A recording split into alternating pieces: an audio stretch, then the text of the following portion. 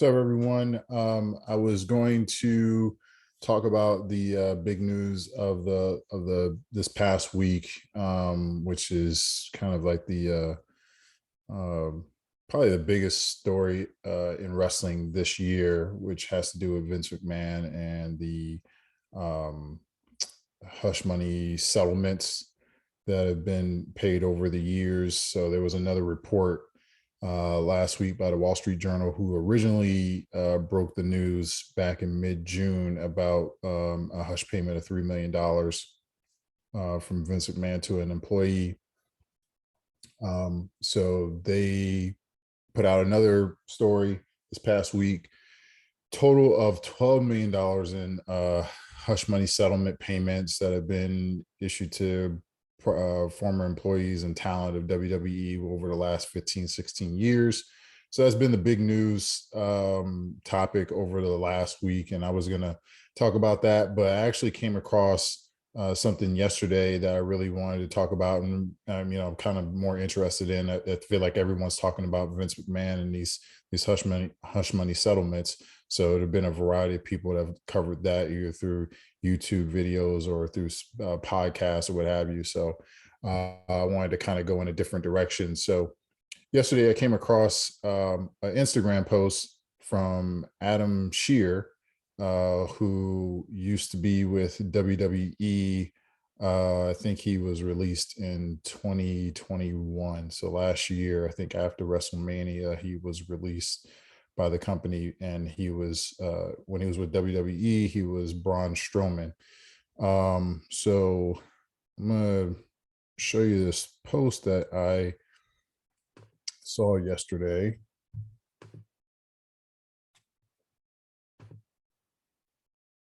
And I won't read through the whole thing here, but I just thought it was kind of interesting. Just wanted to share my thoughts on it. But so yeah, here's the post. Adam Shear, 99. They were going to make an announcement on Busted Open Radio, which is a podcast, but Vince captured the news cycle, as I just mentioned. So Control Your Narrative, which is basically a wrestling promotion that Adam Shear and EC3 have started, and it's a platform for wrestlers and fans to tell their story in partnership with the Hello Group. Today announced, and this was yesterday that this was posted, a 24-date domestic live tour beginning on October 14th this fall.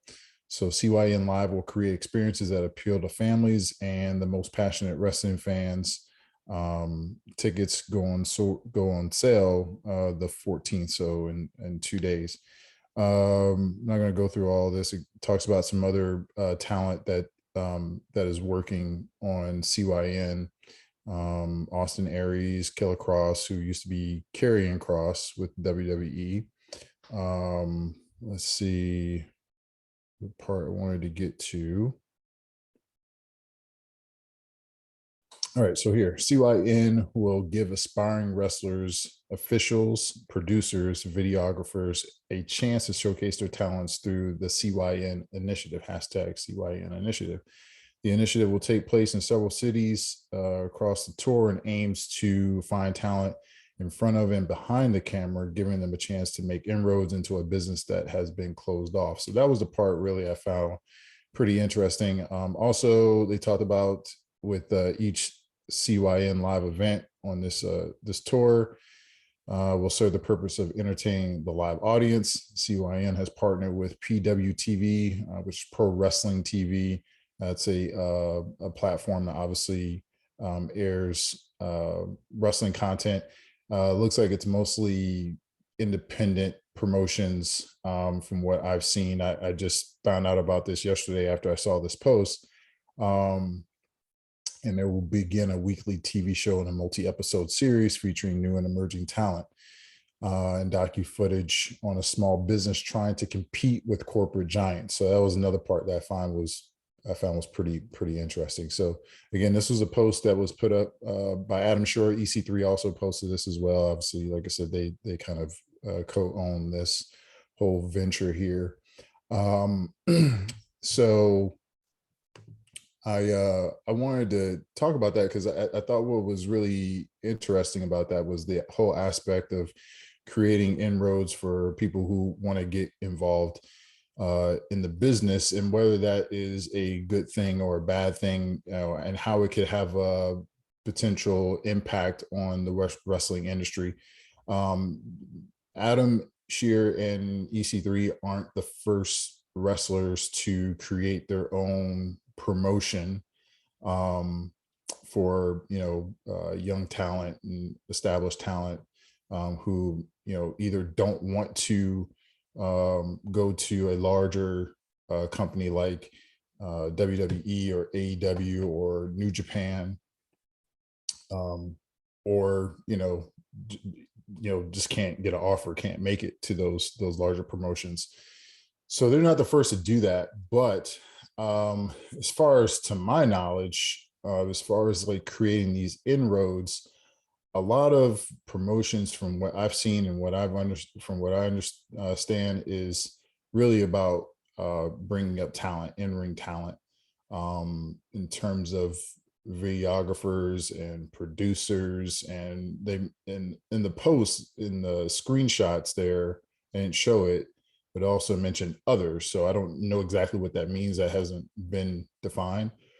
So it's one of those things where I'm trying to um, you know figure out like what kind of impact is this going to have, if any. So this is a venture they just started. Like I said, this tour is going to start in October, and the wrestling business is not. It's kind of weird, right? Like the wrestling business for a long period of time was very hesitant about lifting the veil to wrestling fans, and basically, trying to prevent fans from understanding like the inner workings of how wrestling works.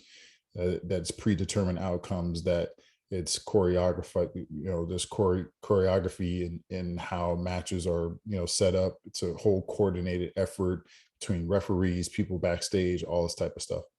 And that the people, the principals involved in the match, they may actually like each other. They may actually be best friends in a lot of cases. So they were trying to protect the business from fans understanding all those inner workings. And then somewhere around like the mid to late 90s, wrestling started to lift the veil, and became okay, I guess, to a certain extent, that fans know this type of thing.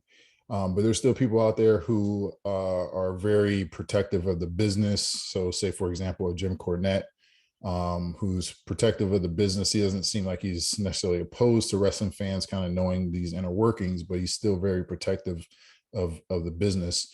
But I say all that to say that, there have been times where, and still even to this day, where the wrestling business allows people who are from the outside in. It's mainly from a talent standpoint, like on-screen talent. So, people like Mike Tyson have done things with WWE, as well as AEW, Shaquille O'Neal, Floyd Mayweather, Ronda Rousey, Brock Lesnar, even though he professionally got started in wrestling, but he came from an amateur wrestling background, did WWE, left, went to go to the NFL, before going to the UFC, and then before coming back to WWE. And there's also examples of people behind the scenes that have come from a different world. So like Freddie Prince, I believe, was like a producer or a writer for WWE for a period of time, where he was like writing and contributing storylines. So it's not uncommon, but I think what is different with this, or what appears to be different, is that CYN are looking for people who aren't necessarily established, that don't have like the name recognition behind them, and giving them an opportunity to get involved in the business, whether it be a wrestler, whether it be a referee, producer, story writer, whatever, camera people, that type of deal. So I'm curious to see what kind of impact it has on the business. Another part of this that I found pretty interesting, as I mentioned, PWTV is the platform that looks like CYN is going to be putting their content on. So I went to PWTV, And at the time when I pulled it up, there was actually a live stream interview with Adam Shear, again, formerly known as Braun Strowman. So he was talking about, his career up to this point. He had was kind of referencing like the end of his tenure with WWE, and he got like real vulnerable, which I wasn't really expecting.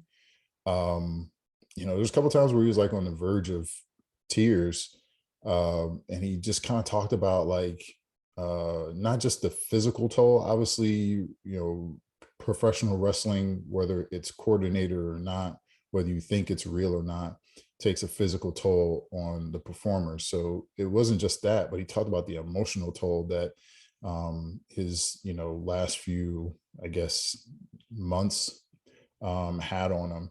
And how he wanted to basically take control of his career based on what had happened with him in WWE. And so I'm really interested to see how, and the same thing with EC3, his time with WWE was relatively short. This was when he was released, I believe it was 2020. That was his second stint with WWE. And I think what it appears what they're trying to do is what exactly the promotion says, is control their own narrative, and from a creative standpoint, have more input and more control over direction that their careers are going in, and then provide that opportunity not only for wrestlers but for people who want to be involved in the inner workings. So like I said, I think it's pretty interesting. I don't know what your thoughts are. If it's something that could, if say like other promotions kind of take their lead, other independent promotions, or even, maybe even larger promotions, AEW, WWE. Although I think that would be a little bit tougher. Just really kind of like opening things up more to people who are really passionate about wrestling and want to be involved in some way other than being a fan. So, but yeah, I just wanted to talk about that real quick, and get your thoughts on it, get your opinions on it. So yeah, I was, like I said, going to go into the whole thing with Vince and $12 million and hush settlements. That's, like I said, kind of crazy, but who knows how that whole thing is going to shake out. I have a feeling that we haven't heard the last of that particular story, but wanted to change directions and talk about something different, something that was kind of flying under the radar. At least for me, it was. So share your thoughts and opinions. Hit the like button, hit the subscribe button, share with your friends, and I will see you next week. Peace and love.